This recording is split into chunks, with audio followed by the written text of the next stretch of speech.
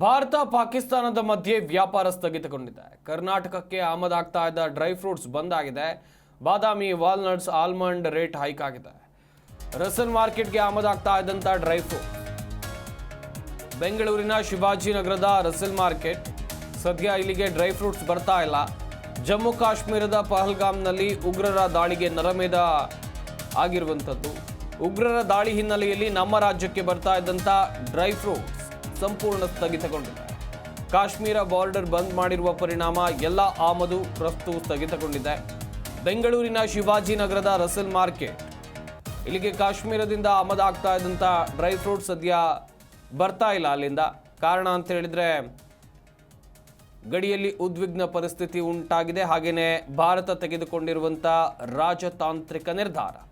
Garlic, ಹನಿ, walnut, ಆಫ್ರಿಕಾಟ್, ಹಾಗೆಯೇ ಕೇಸರಿ, sugar, almond, ಅಂಜೂರ, ರೋಜಾ ಗುಲ್ಕನ್, ಹೀಗೆ ಬಾದಾಮ್ ಸೇರಿದಂತೆ ಸಾಕಷ್ಟು ಡ್ರೈ ಫ್ರೂಟ್ಸ್ ಆಮದು ಆಗ್ತಾ ಇಲ್ಲ.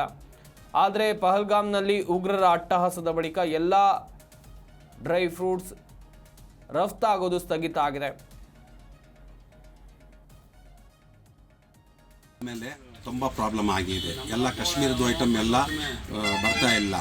ಅಲ್ಲಿ ನಾವು ಫೋನ್ ಮಾಡಂದರೆ ಇಲ್ಲ, ಇಲ್ಲಿ ಪ್ರಾಬ್ಲಮ್ ಆಗಿದೆ, ಬಾರ್ಡರ್ಸ್ ಎಲ್ಲ ಕ್ಲೋಸ್ ಆಗಿದೆ, ಬಾರ್ಡರ್ಸ್ನಲ್ಲಿ ಎಲ್ಲ ಅಲೋ ಇಲ್ಲ ಅಂತ. ಕಾಶ್ಮೀರಿಂದ ಮೇನ್ ಪ್ರಾಡಕ್ಟ್ಸು ಪೂರ್ತಿ ಇಂಡಿಯಾನಲ್ಲಿ ತುಂಬ ಫೇಮಸ್ ಇರ್ತದೆ ಕಾಶ್ಮೀರದ ಪ್ರಾಡಕ್ಟ್ಸು. ಈಗ ಅಲ್ಲಿ ಫೋನ್ ಮಾಡಂದರೆ ಇಲ್ಲ, ಈಗ ಕಾಶ್ಮೀರ್ನಲ್ಲಿ ಮೌಸಮೆ ಬಹಾರ್ ಅಂತ. ಮೌಸಮೆ ಬಹಾರ್ ಅಂದರೆ ಈ ಸೀಸನ್ನಲ್ಲಿ ಎಲ್ಲ ವೆರೈಟೀಸ್ ಇರ್ತದೆ. ಮತ್ತು ಟೂರಿಸ್ಟು ಎಲ್ಲ ಲಾಸ್ಟ್ ಇಯರು ಅಪ್ರಾಕ್ಸಿಮೇಟ್ಲಿ 3,50,00,000 ಟೂರಿಸ್ಟ್ ಬಂದರು. 3,50,00,000. ಈಗ ವರ್ಷ ದೇವರ್ ಎಕ್ಸ್ಪೆಕ್ಟಿಂಗ್ 4.5 crores ಟೂರಿಸ್ಟು.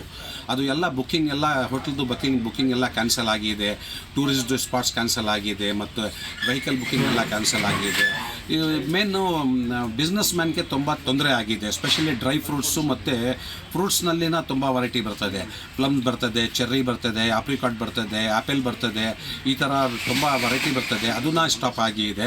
ನಾವು ಫೋನ್ ಮಾಡಂದರೆ ಸಪ್ಲೈ ಕಾಶ್ಮೀರಿಂದ ಎವ್ರಿ ವೀಕ್ಲಿ ಸಪ್ಲೈ ಬರ್ತದೆ ಇಲ್ಲಿ.